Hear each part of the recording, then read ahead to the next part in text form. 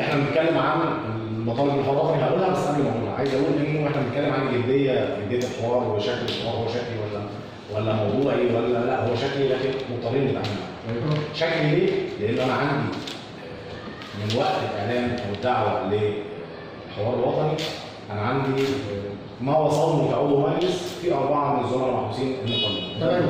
لا انا بتكلم عن اللي وصلوني النقابيين 4 2 هقدر اعلن عن اسمهم اللي هم صفاء الاستاذ صفاء كوبيجي والاستاذ رؤوف عبيد، وعندي 2 زملاء صحفيين نقابيين مقبوض عليهم خلال الاسبوعين اللي فاتوا. انا مش هقدر اعلن عن اسمائهم لان منتظر موافقه الاسره، لانهم حتى اللحظه دي هم واقفين يعني ما قرروش ان هم يعلنوا ولا ينتظروا الحين ظهور الزملاء دول في النيابه او لسه معانا خبر هم اتحبسوا. لا رابطه الاسره انا ما اتكلمش، هم اتحبسوا.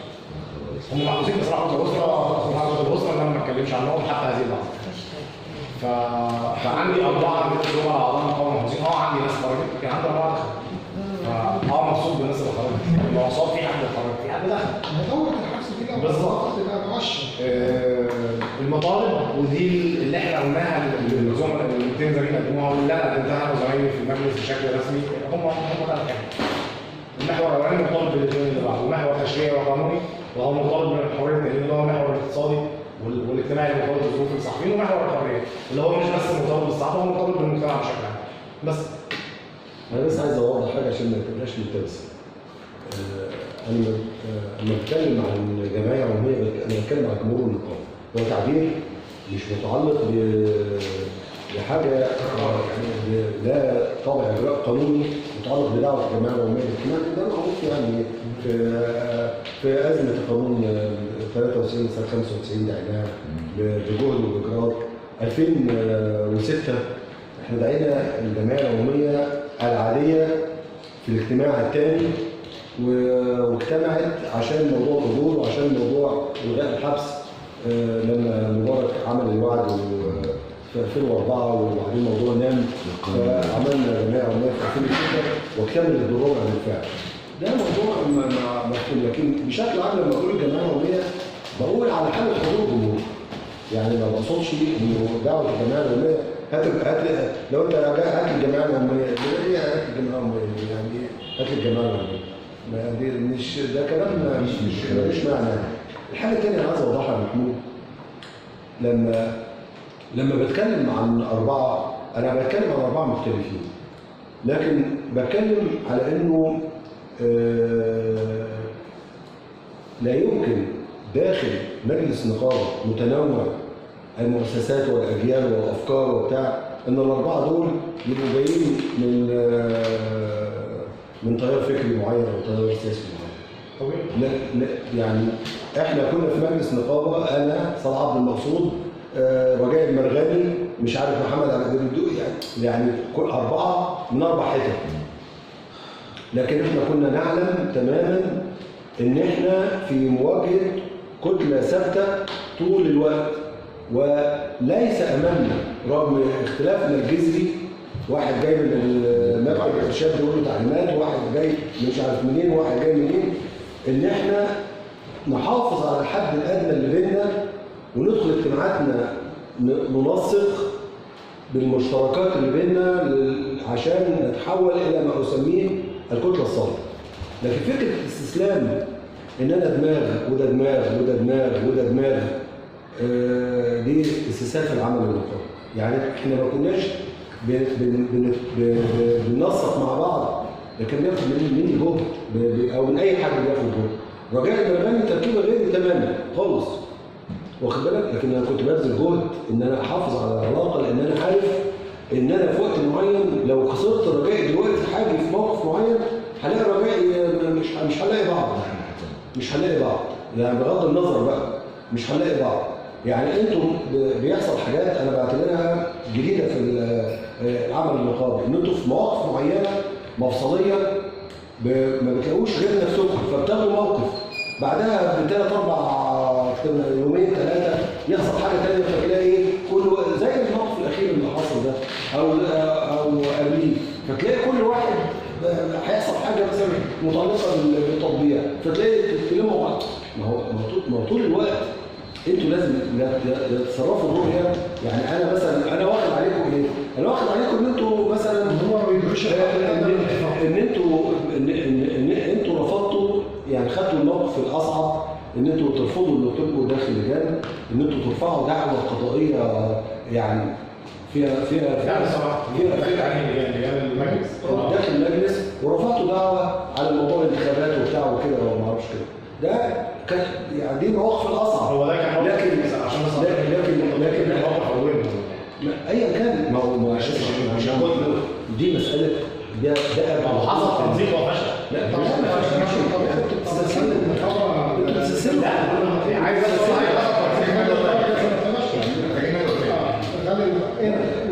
ننقل بقى على اللي ما ترونه كاجنده مش بس لحوار المفترض ان يكون او لتصوركم حتى لاجنده قادمه يعني انا رايي انه احنا مش المفروض نلغي دعوه الحوار مطلب مش دعوه. احنا مطلبنا طول الوقت الحوار. احنا يعني سواء سياسيين او نقابيين شغلتنا الحوار. احنا لا شغلتنا ان احنا بنتخانق او بنضرب، احنا شغلتنا ان احنا بنتحاول. فالحوار مش دعوه المفروض نبدأ ولا مش دعوه مطلبنا. ولو المطلب دوت يجي ناقص يعني كنقابيين بقى لو ليك مطلب ويجي المطلب دوت مشوه او ناقص، ما بتقولوش التحول، بتقول لا ده ناقص هديه وعايز عليها. ماشي؟ انا في رايي ان احنا المفروض نتعامل مع الحوار بالشكل ده. كل المفروض نقوله في الحوار ما نضمش الحوار. ماشي؟ نقول انه انتوا بتستعبطوا بس احنا كمان هنستعبط. انتوا بتستعبطوا تقولوا ده حوار، احنا هنستعبط نقول ده حوار، وعشان الحوار لازم يبقى فيه كذا وكذا وكذا وكذا. ماشي؟ يعني السؤال المباشر المفروض يبقى مطروح علينا لو مش الحوار يبقى ايه؟ هو في حاجه ثانيه؟ هو احنا لو قلنا لا مفيش حوار، طب هو في حاجه ثانيه؟ هو يعني في بديل تاني ممكن ناخده؟ يعني احنا مطروح علينا حاجتين واحنا بننقي، احنا قدام واقع ماشي بنتعامل معاه. ده الحوار الموجود اللي هو مش حوار، واحنا هنتعامل معاه كحوار وهنقول مطالبنا فيه طول الوقت. انا مع الثلاث محاور دول بالنسبه للصحفيين. ماشي؟ المحور التشريعي والمحور الاقتصادي الاجتماعي ومحور الحريات، هي ديت المحاور الثلاثه اللي المفروض ماشي ما ينفصلوش عن بعض واللي هم مترابطين مع بعض بشده. ماشي؟ التشريع والحقوق الاقتصاديه والاجتماعيه للصحفيين والحريات ما ينفعش الصحافه من غير اي حاجه فيهم، مع طول الوقت انه يا اما دول يا اما اصلا مفيش حوار. مش حوار ان احنا مستحيل، يا اما انتوا بتستعبطوا يا اما ماشي، يا اما كده يا اما ده شيء ما يبقى في وعي حقيقي للحوار دوت اللي هو الصحافه، اللي هو فيه صحافه حقيقيه ووسائل اعلام حقيقيه. ماشي؟ يا اما يبقى انتوا يعني ما بتتكلموش على الحوار، يبقى انتوا بتتكلموا على الاستيلاء على الحوار زي ما استوليتوا على كل حاجه ثانيه، ودي حاجه المفروض لا تنتهي. يعني اذا في طرف يحط نقطه البدايه للحوار، فمش الطرف ده المفروض يحط نقطه النهايه. احنا يعني خلاص انتوا قلتوا ان احنا في حاله حوار، احنا في حاله حوار. وفي رايي ان ده مش هينفع الا لما تنعكس حاله الحوار ده جوانا. احنا دي من المرات القليله اللي قعدنا فيها من بعد اعلان بعد الدعوه للحوار عشان نتناقش في الموضوع، بما يعني ان احنا نفسنا ما دخلناش في حاله الحوار، مش الحوار معاهم، الحوار مع بعض. ماشي؟ وتوسيع الحوار ده يعني مفيش حوار حصل في نقابه الصحفيين. ودوت طبعا ماشي يعني ما في الطرف الاخر انه الحوار يبقى في الشيخ زايد ومفيش حوار تاني، واحنا شايفين انه الحوار بتاع الشيخ زايد دوت لازم يبقى نتيجه لحوار في كل المستويات. لا من المؤسسات الصحفيه بالنسبه للصحفيين بقى ماشي، احنا يعني كنا شغالين في جرايد المؤسسات وكنا يعني الحوار كان حاله دائمه وسط الصحفيين حوالين كل حاجه. يعني الترابيزه بتاعت التحرير ديت بعد ما كل واحد بيكتب موضوع مفيش موضوع ما كناش بنتكلم فيه من اول تداول السلطه لغايه ماتش الكوره. ماشي؟ ودوت ما بقاش موجود دلوقتي. يعني الواحد لما بيلف في اماكن الناس فعلا ساكته مش لاقيه، مفيش المستوى دوت من الحوار بين الناس اللي هو التفاعل ما بين افكار وبعضها. فعلينا مبدئيا ان احنا نتبادل حاله الحوار بشكل حقيقي وقيمه جوانا. انه يعني نوسع حاله الحوار ديت بحيث انها تبقى منتجه على المستوى الاعلى، وتبقى يعني الحاجات اللي احنا بنطرحها تبقى بتعبر عن حاله حوار حقيقيه على مستوى على كل المستويات. حاجه اخيره عايز اقولها بره الموضوع، اكثر من مره بنتكلم عن تقييم اداءات متنوعه، مش اداء مجلس النقابه، اداء اداء ما اعرفش. انا يعني بس كل ما اتمناه ان احنا ما نفصلش اي تقييم عن السياق العام. انا يعني مع كل الانتقادات، بس في سياق عام ماشي، مش نقابه الصحفيين بس اللي في النقابه، كافه النقابات المهنيه والعماليه والحاجات ماشي. انا مش هقدر استثني نقابه الصحفيين، في ماشي ممكن يبقى في ملاحظات على اداءات كتيره، لكن انا برضه يعني مش عايز يعني ايه نقفش في حاجه ونعتبرها السبب. لا مش السبب مظبوط. لا لا لا لا الاربعه اللي في النقابه السبب، ولا اللي في نقابه المهندسين السبب، ولا اللي في النقابات العماليه السبب. في حاله عامه وسطها احنا عندنا اخطاء، والاخطاء ديت كان بيتم استيعابها في ظروف افضل وتطوير الاداء، لكن احنا يعني في لحظه منهاره في العمل العام بشكل عام. وانا مش متخيل، ما عنديش توقع ان نقابه الصحفيين هتبقى متجاوزه لوحدها الانهيار دوت. يعني نقد الاداءات ومناقشتها مش المفروض تبقى يعني تتحط كانه هنا السبب. يعني انا متاكد انه ايا كان اداء اعضاء مجلس النقابه سواء كانوا 1 أو 10 ما كانش هيفرق في سياق العمل اصلا ماشي. يعني لو كانت تجاوزت شويه كنا بقينا بدل السقالات الاوائل اللي داخله تشيل النقابه الاوائل كان 100% يعني مش هيستخسروا فينا حاجه. فانا بس كل اللي عايزه انه الاداء يتحط في السياق العام الاصلي.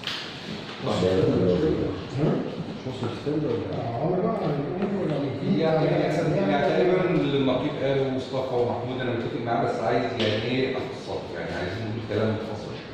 احنا بنتكلم عن لو في حوار جاد هندخل نقول ايه؟ هنتكلم في اعلام مهني حر متنوع. ماشي، ده معناه ايه؟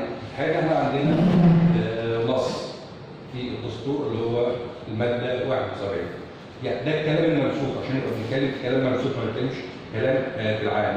نص الماده 71 من الدستور اللي بيتكلم عن عدم جواز فرض الرقابه على الصحافه اطلاقا الى حالة الحرب، ثم عن عدم او حظر وجود عقوبات سالبه للحريه في قضايا النشر.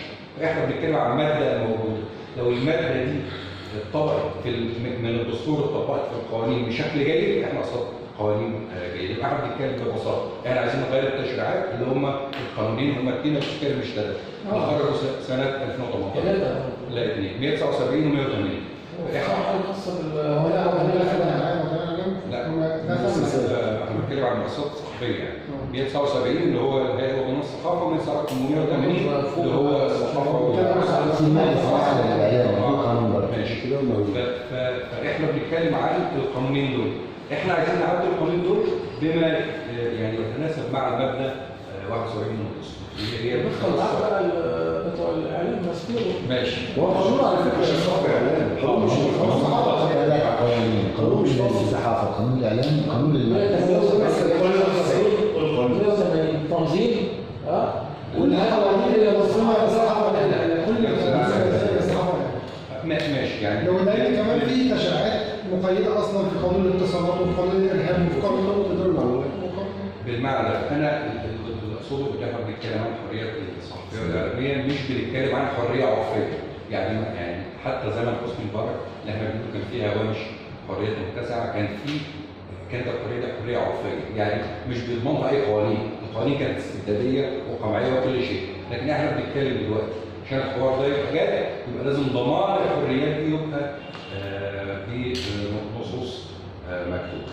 اخر حاجه يعني انا يعني بستغل الندوه دي وبتمنى ان يصدر بيان قبل جلسات الحوار اللي هي هتبدا في شهر 11 الجاي، في 11 بيان من الصحفيين والاعلاميين يحددوا اجندتنا.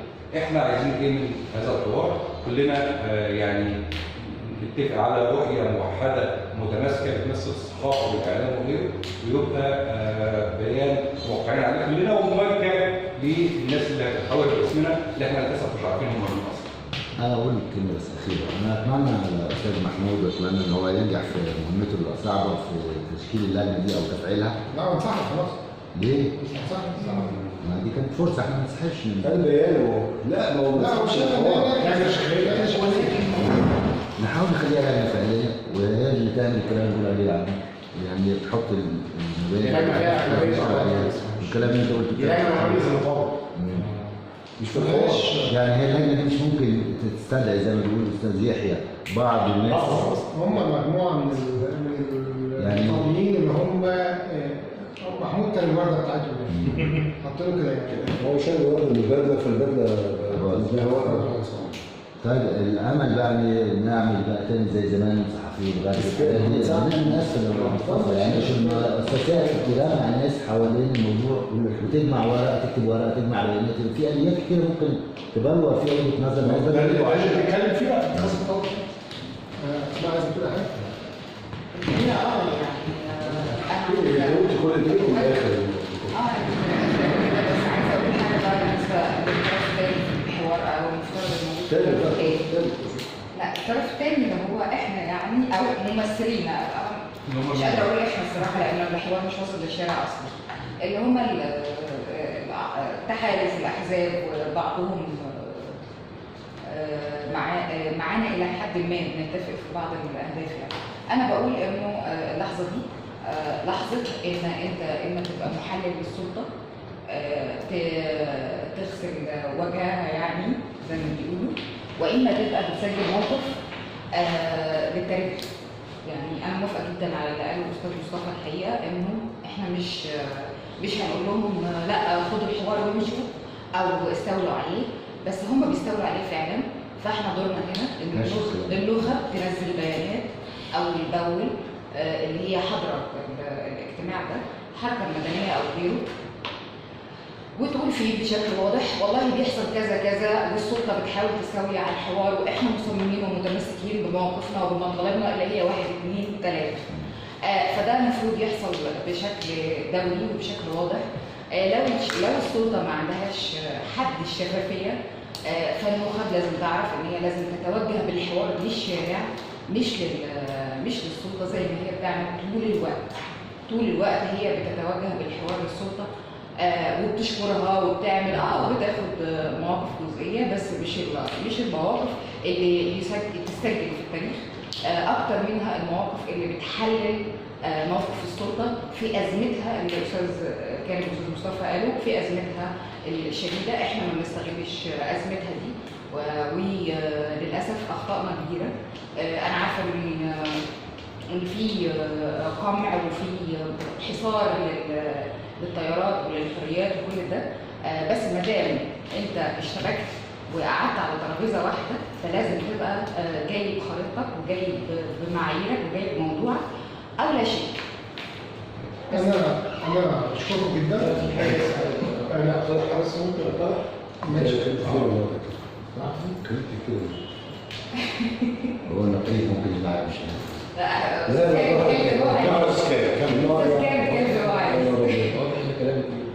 يلا معلش لا عشان في انا في حاجه من كده عايز اقترح يتعمل صفحه على الفيسبوك، يتعمل تبقى وظيفتها الحوار بس.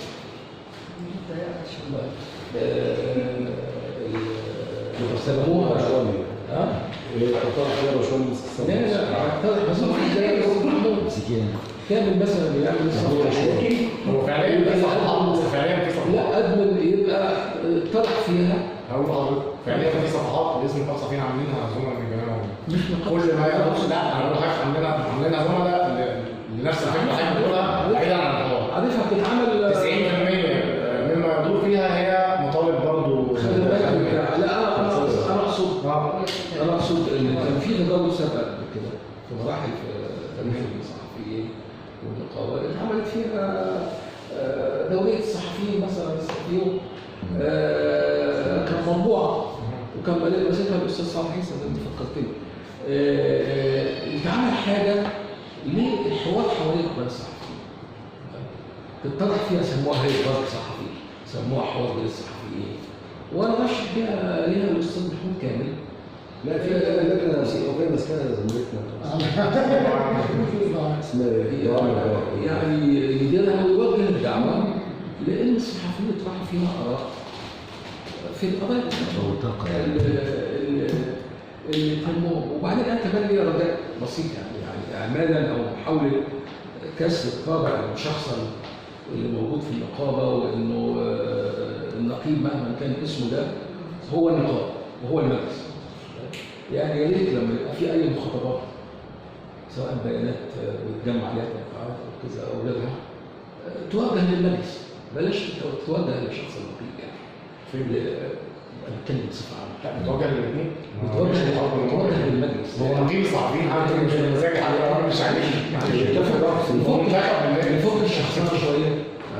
انا لما اجي اعمل خطوه اخاطب المجلس ما اخاطبش النقيب. نخاطب مؤسسه المجلس، ما هو جزء من المؤسسه. انا بقول نقيب الصحفيين ومجلس اعضاء الزملاء او مجلس النقابه. لا هو الميل يعني تفصيله شكليه. الميل بقى اللي الكلام مع هو في كل الحالات ما بيردوش، مش هتفرق. المهم مش انا طبعا شاكر جدا انا شاكر.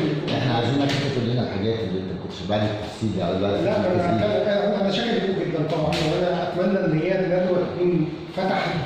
هي الحقيقه دي ندوه اولا عشان حددها، دي ندوه لموقع الكتروني مش محبوب، مش جلسه بيناقش الحوار اللي هو ممنوع من الطرف.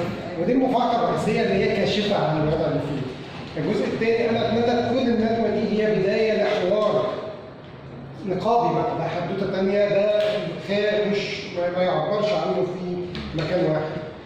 الحقيقه احنا كنا حريصين ان الندوه دي تعبر الحقيقه عن تيار هو مطرود من التعبير عن نفسه اصلا في الوسائل الرسميه ده بشكل حقيقي. يعني ايه؟ تشكيل المكان، تشكيل اللي قاعدين في الندوه هو من تيار، هو من تيار، وده كان حرص في الدعوه، لان هذا التيار مش محدش بيتكلم باسمه او ما بيتكلمش او ممنوع من الكلام. فكان اذا كان عندهم 99% من وسائل الاعلام تعبر عنهم، فعلى الاقل خلوا لنا 1% ده. وكنا عارفين ان حتى لو دعينا الاخرين لن يستجيبوا للدعوه ومخالفين عن الدراسه. فقلنا ان احنا لازم يكون حتى صوتنا موجود بهذه الطريقه. ده المشهد انا تقديري ان هذا المشهد هو مشهد كاشف عن اللي احنا عن وضع الحوار بشكل عام. ان احنا عندما اردنا ان نعبر عن طرف اخر ويمثل في الجمعيه العموميه لنقابه الصحفيين حد ادنى بالاصوات 30%، وما لقناش المكان محدود لاستضافتهم، وما لقناش غير الوسيله اللي هي ايه؟ ان احنا مضطرين ان الاخرين سيتابعوا الحضور معانا بمناقشتنا اصلا، او ان احنا خلاص احنا مش معبرين عننا. فده مشهد كاشف لطبيعه الوضع اللي احنا فيه، وكاشف هل ده يمنعنا بقى ان احنا نكون طرف الحقيقه؟ انا كنت بشوف ان اي دعوه من سلطه لحوار هو نتاج عمل اللي زينا. الحقيقه لو سلطه زي سلطه القذافي او صدام او غيره كان بيطلع تقارير الصحافه وحريه الصحافه في ظلها انهم زي الفل، يعني ما عندهمش انتهاكات. من صنع حاله الحوار هم من اصروا على انهم يكملوا، من اصروا على انهم يبقوا موجودين. وعشان كده ما بعرفش ادين المعارضه شيله واحده كده. الحته دي وصلوا يقولوا على ده ما اعرفش ايه، وصلوا على يقول ده كان هو الحقيقه اللي زنق السلطه دي في لحظه عشان حتى ترضي اطراف اخرى او ترضي اطراف خارجيه تقول يا اخوانا احنا هنتحاور هنا يعني ازمه، وهو اعتراف بازمه حقيقيه. اللي اكبر الناس على اعتراف بالازمه ان احنا نتحاور، بس احنا هل اجدنا ان احنا نناقش؟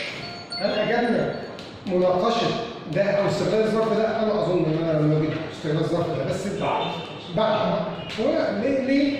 لان احنا كان يجب ان نتعامل مع هذا الظرف على انه وسيله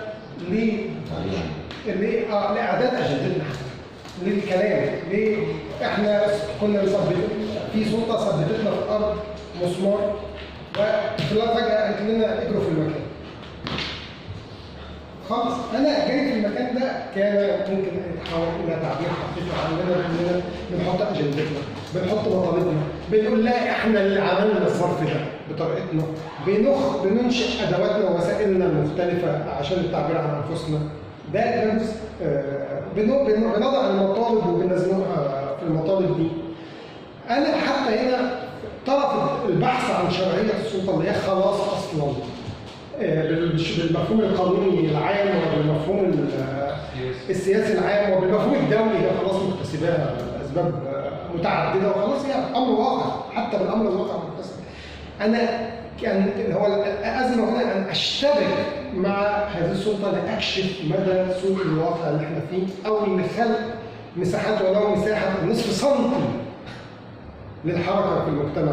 عشان كده ده الوضع بشكل عام. انا ارى ان احنا في التقييم الموضوعي احنا مش امام حوار حقيقي، ولكن نحن امام دعوه يعني السلطه اضطرت لها بسبب ان احنا كنا حريصين ان احنا نقول ان في ازمه، فنستمر في انا هخلص الموضوع، فنستمر في الضغط على وجود هذه الازمه، فنستغل مساحه ضيقه جدا لاننا نقول احنا 1 2 3. هل احنا عندنا مطالب واضحه بالمناسبه والاجنده ربما واضحه، ولكن تفصيليا ممكن نقول فيها كلام كتير. انا شايف ان المساله ليست مجرد ان لما نقول ان السلطه ضاعت الحوار واغلقت منافذ الحوار، ده كلام واضح لابد ان وكاشف لابد ان يقال. لما نقول ان احد ضوابط الحوار ان الصحافه تبقى هي وعاء هذا الحوار وانها تبقى متاحه للناس بشكل عام، فالغوا الحجب، وقفوا موجات الحبس المتتاليه. نعمل الراي الاخر وقفوا موجات الحبس المتتاليه. عايزين نشوف بعض منا حتى اللي هم بعضنا يعتبرهم قريب منك على الشاشات المختلفه او رايهم متاح ومطروح. ده كلام لابد ان يقال، لان الحقيقه اما ان نخلق مسارا اخر، هل نمتلك مسارا اخر؟ ده سؤال مهم واحنا بنتكلم في ده. الجزء الثالث انا بحاول اكون واقعي امام ازمه. الجزء الثالث ان احنا عندنا ازمه تشريعات، هي ازمه ليست مجرد تشريعات الصحافه الحقيقه. احنا حريه الصحافه لا يمكن فصلها عن حريه المجتمع بشكل عام، ولا يمكن ما فيش. لو انت حطيت قوانين يعني زي ما الكتاب قال في حريه الصحافه وتغلق منافذ الحركه في المجتمع امام المجتمع وامام الاحزاب وامام انت مش هتنتج صحافه، مش هتنتج اعلام برضه، مش هيبقى في حريه. فلا بد ان احنا ندرك مدى اتصالنا ونشتبك حتى مع كل الاطراف. انا تقريبا ان وظيفه الصحفي هو الاشتباك مع الطرف والاطراف، حتى من تعجبه ومن لا تعجبه، واللي بيراها متوسطه واللي بيراها مهدنه واللي بيراها ما اعرفش ايه، لتطوير مساحات الرؤيه دي. احنا الازمه مش اننا مش عايزين نشتبك، ان احنا محرومين، فاحنا عايزين نطور هذا الاشتباك عشان ان احنا بنحاول نخطف المساحه اللي بنقوله اللي هم اتحولوا. احنا عندنا ازمه تشريعات متكامله، مش بس منع الحبس في قضايا النشر ولا تداول المعلومات ولا ده، لا احنا عندنا قوانين، سلسله قوانين بترسخ لفكره قمع الصحافه وسجن الصحفيين، ودي كلها محتاجه لتغيير كبير. انا الحقيقه عايز نظره لقوانين تنظيم الصحافه والاعلام وقوانين 3 اللي صدروا في 2018. الحقيقه مش عايز اخد المكاسب منهم، المكاسب موجوده في الدستور. انا عايز اعاده صياغه كامله لكل مضمون هذه القوانين، لان كل مضمون هذه القوانين الحقيقه هو بيؤسس، هي المفهوم العام اللي بنيت عليها تاسيس الرقابه وفرض الصوت ومصادره قدرتنا على الحركه. فالحقيقه بالمخالفه للدستور، انا مرجعيتي موجوده في الدستور في تفاصيل كتير. الحقيقه جزء منه التنوع، انا تقديري ان مطالباتنا بالتنوع هو ده شيء رئيسي، لان التنوع يعني الا تكون شركه واحده تملك كل وسائل الاعلام، او ان المساحات المتاحه اخرى هي مساحات محجوبه او ممنوعه من الوصول للناس، وان كل واحد عنده قدره متكافئه على تاسيس وسائله الاعلاميه، زي ما السلطه تاسس وسائلها، زي ما الحكومه عايزه تاسس وسائلها، زي ما الامن عايز ياسس وسائله. انا عادي اسسه، بس انا عايز قدره المجموعات المتنوعه ديت ان احنا ناسس وسائلنا. انا كمان بوجه دعوه مباشره لمن يشاركون في الحوار لتاسيس وسائلهم الاعلاميه. دي ربما يكون احد المكاسب البسيطه. لو الكرامه عملت موقع الكرامه، التحالف عمل موقع، الديمقراطي الاجتماعي عمل موقع، دي بناخد خطوات اللي هي التعامل مع المتاح وتطويره في الاطار العام. بشكل عام انا بشكركم وشكرا يعني ان انتم رديتوا الدعوه، وانا تقديري ان احنا امام موضوع محتاج لمناقشات اوسع، ونقابه الصحفيين هي النقاش حواليها مش نقاش حوالين وضع الصحافه بس واللي هو المفروض يكون معبر عن الاعلام بشكل عام، هو نقاش حوالين الحريه في هذا المجتمع وتطور هذا المجتمع بشكل عام. وعشان كده واحنا بنناقش اوضاع الصحافه والصحفيين ونقابه الصحفيين ما بنناقش وضع فئوي، احنا بنناقش وضع عام او نموذج يقاس كان يقاس عليه حجم تطور المجتمع في لحظه معينه، او مؤشر على حركه المجتمع في لحظه ما وان هو رايح فين، ولا يعني ليس ادل على ذلك من سلم النقابه اللي تتحول في لحظه لمؤشر على تغير في المجتمع ده، او حتى انتخابات النقابه في لحظات كثيره اللي هي كانت مؤشر على وجود تغيرات في السلطه دي. عشان كده ربما من قوه نقابه الصحفيين من هنا، ربما الفعل الفردي